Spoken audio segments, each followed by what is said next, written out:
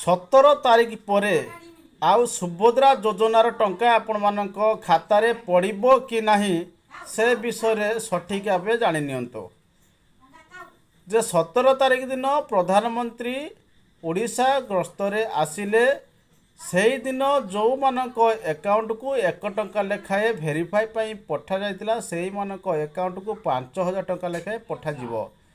ବାକି ଯେଉଁମାନେ ନୂଆ ଆପ୍ଲାଏ କରୁଛନ୍ତି କିମ୍ବା ଯେଉଁମାନଙ୍କର କୌଣସି ପ୍ରକାର ଅସୁବିଧା ରହିଛି ସେମାନେ ପରବର୍ତ୍ତୀ ସମୟରେ ମଧ୍ୟ ଟଙ୍କା ପାଇପାରିବେ।